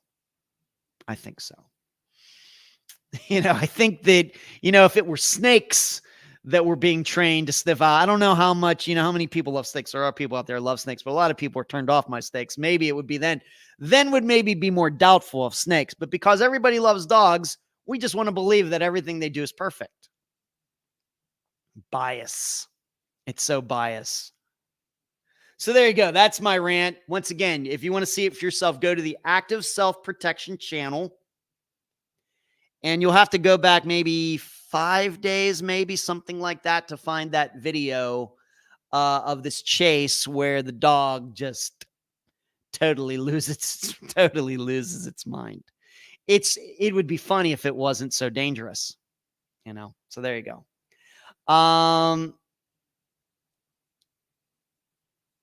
Woohoo! I need to see you throw discs in Kansas. Do you, Lisa? Well, as I will say, continue to say, Lisa, I'm a better podcaster than disc golfer. So I'll admit you. Thank you, Stitching. I wish I could pay, but I can't right now. I don't have any money. Sorry to hear that Ashley's gone. Okay. Mary says, oh, my favorite, sweet potato pie or casserole. Sheree says, drug dogs that find Tylenol is BS to me. Yeah, and you know, you read about dogs that can smell out cancer, dogs that can predict when somebody's going to have like an epileptic seizure and all these things. I don't know. It just seems a little. I realize that dogs have sensory perceptions that we do not. They have better ears, they have better noses, but just all seems like a little bit of pseudoscience. People seeing what they want to see. Thanks, Sri agrees. Dogs, lie detectors, handwriting analysis, coincidences, voice analysis. Yeah, Sri, it's all crap. You've said this. Dogs are no different than lie detectors. It's just something to do. You can't rely on it. It's not scientific. And handwriting analysis, I think, is a great example. It used to be very, very accepted. If you go back and look at like the Zodiac Killer and all the investigation they did back in the 1970s, looking at the handwriting analysis and all that stuff, that's not an accepted science now. It was back then. It's not accepted now. It's all crap. Sure, he says, yes. Okay. Yeah, and voice analysis, body language reading. There is something called acting out there that all people are capable of doing, not just people in Hollywood. They can make themselves look like one thing, but actually they're thinking something else. Everybody can do that. All right, moving on. But go find the Active Self-Protection. Who was asking me if that's the channel? That's the channel. Yes, Mary B. Active Self-Protection. I'm giving that guy a free plug. Very popular channel, by the way.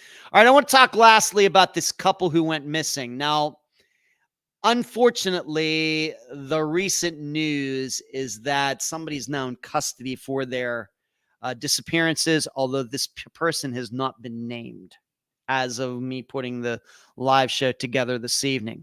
A missing Washington State couple may have been abducted, a relative said, as law enforcement conducts searches for the pair.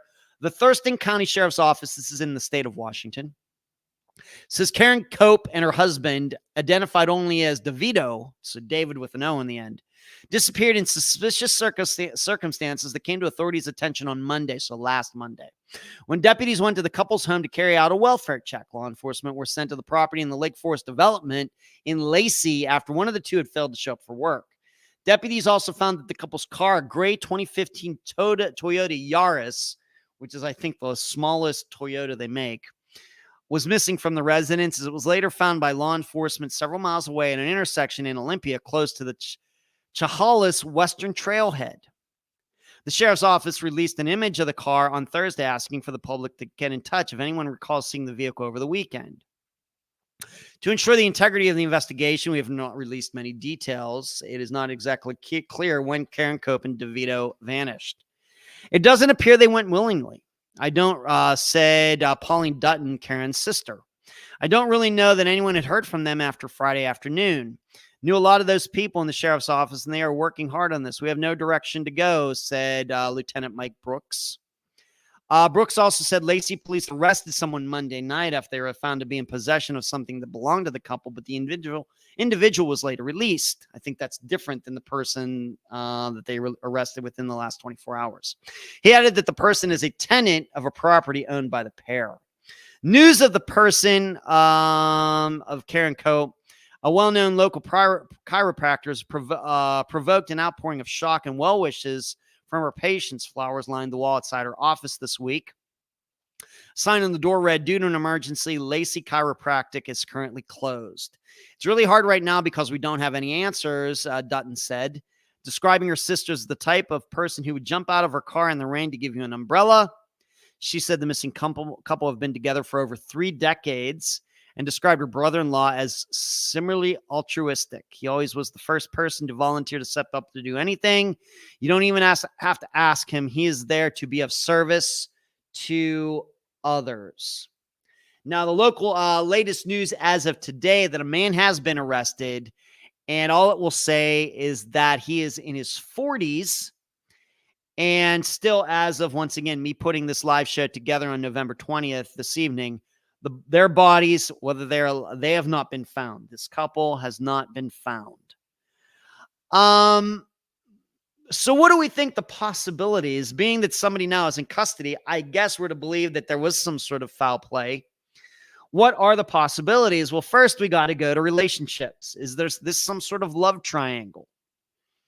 The couple is together. Could one of them have been cheating?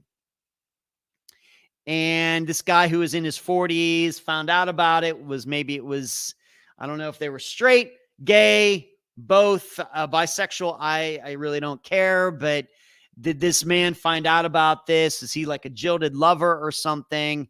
And somehow was able to get both of these people and somehow, cause them both to go missing. Now, of course, we've covered some disappearances of couples on Unfound. And, maybe we've covered quite a few. And, I don't know if in any of them do we really think that one person caused both of the disappearances. I think we're usually more inclined to that if 2 people went missing together and we think it was foul play, we usually think that there were probably at least 2 suspects as well. I think that makes a lot of sense. Maybe not. But what if it is just one guy? involved in this. I think that would be unique. So what are the possibilities? Relationship gone wrong.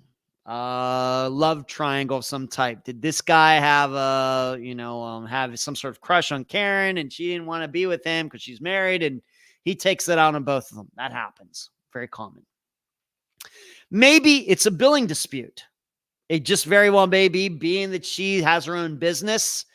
Did she do service for somebody, cracking somebody's back or whatever they do at chiropractic offices? You would never catch me going to a chiropractor ever. But was it something involving, was this guy, upset, that, maybe she didn't at her chiropractic clinic, maybe she did more harm than good. And he was all ticked off about that. Or that, there was a billing dispute and she was trying to collect on him and he didn't want to pay. And this is what happened. Possible too. Always, anytime you have private businesses or whatever, this is always going to be something we should consider for these types of situations. And maybe this could just be a straight out carjacking. It doesn't sound to me like a Toyota Yaris of course, we know that it was, it was found. So it's not like somebody stole it and parted it out for the money or anything. And I got to think that Toyota Yaris's are not maybe a very common vehicle to be stolen or anything. It's like the entry level Toyota, even though I realize that, what is it? The Toyota Camry, is that what it is? Honda Accord Toyota. The Toyota Camry is a car that's often stolen, but that's a little more upscale. Could this just been they were in the wrong place at the wrong time? And this guy in his 40s, maybe he has mental issues or drug issues or whatever else. They're getting in their car somewhere. He jumps in with a gun or a knife and threatens them and forces them to drive somewhere. I think that sounds like a possibility as well. We just don't, at this point, we just don't have a lot of information. In fact, we don't even know where these two people were last seen. Was it at their house? Were they out to dinner like on that previous Friday or something and came out to the car? We don't know. That's not in that article, and I'm not even sure if that information is out there anywhere. But these are, I think, given what we think we know about these two missing people, it's probably the best theories right now. I really can't pick one any over the other than to say we know relationships cause a lot of disappearances. Stitching says, how are you doing? What do you think of Dawn and Candace passing 3 polygraphs and have been on YouTube drunk and still know Summer Wells? I wasn't aware of all of that, Stitching. I really don't know what to think. But She's telling you what she thinks. Lisa, never been to a chiropractor ever or a doctor in the last 15 years, except for falling down the stairs twice. Got to watch those stairs, Lisa. Got to watch those stairs. So I will keep my eye on this missing couple story. It will help to find out who this guy is.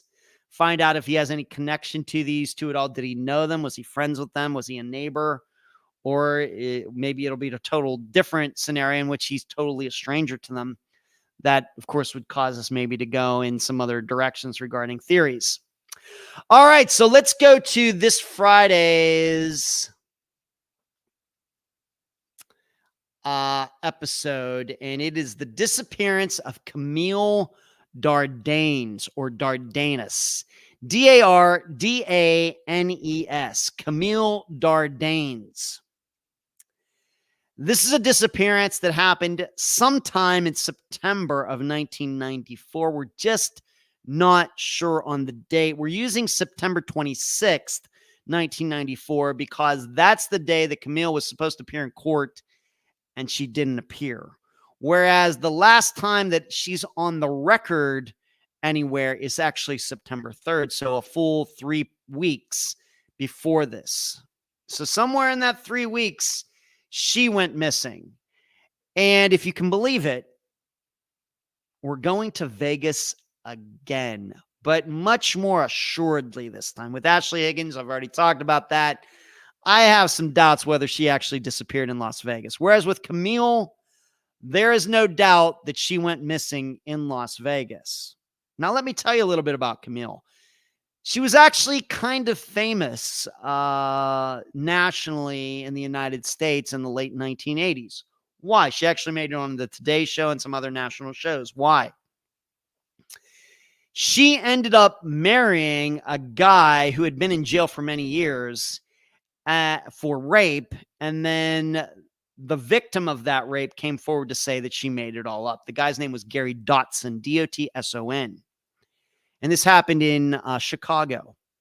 And the woman came forward in about 1987 to say, I'm sorry, but I made it all up. Gary did not do anything to me. Gary was let out of jail, and Camille was waiting for him. They had never met before. She was waiting for them. They got married. Now, unfortunately, their marriage did not go very well. They ended up having a daughter, Ashley, who is the guest, along with a woman who's been helping Ashley figure out what happened to her mother. The problem is that Camille, she was doing pretty well there when she appeared on TV in the late 80s. But by 1994, she had developed she had moved to Las Vegas with her daughter to live with her mother. She'd developed a drug habit. She'd become a stripper in Las Vegas. And she was also prostituting herself. And she ended up getting married to another guy without getting divorced from Gary. She really went really, really badly downhill. But on the day of before her disappearance, she was caught with another guy with cocaine in his apartment. They got sent to the detention center in Las Vegas. She was let out the next day on September 3rd. And that is the last that that's the last documentation anybody has of Camille Dardanes. So you're going to hear about it this Friday. I don't have a title for this episode yet. Going to work on that tomorrow. But yeah, we're going to Las Vegas again. I forget how many disappearances we've covered there now. Of course, Amanda Fravel, Jesse Foster. Is there at least one other one maybe? Yeah, Stephen Kocher. Of course, it's technically Henderson, but still. So we visited my former hometown a few times, but that will be this Friday. Camille Dardanes, Dardanes, that is on NamUs. She is on the Charlie Project. I will have a clip of her appearing on TV in the 1980s, among other things. And the guests are Ashley, her daughter, and a woman named Gabrielle, who has been helping Ashley for like this last 6 years trying to figure out what happened to Camille. So that's it. That's the live show for November 20th, 2023. And Lisa says, I love your episode titles. I try to be creative with them, but I want them to be kind of a learning experience too, Lisa. I really work hard at that. But that's it. That is the live show for today. Thank you for watching. Please give this video a thumbs up before you leave. If you're listening to this as a podcast, give us a nice review on iTunes. That's all I got. And I hope all of you have a wonderful Thanksgiving if you're in the United States. If you're not in the United States, I hope you have a fantastic week until we meet again. And you will hear and see me this Friday. That will be, I did Zoom interviews for both those guests. So be looking for that. Good night, everyone. And say hi to the kids for me, Charlie and Shri. Thank you for moderating tonight.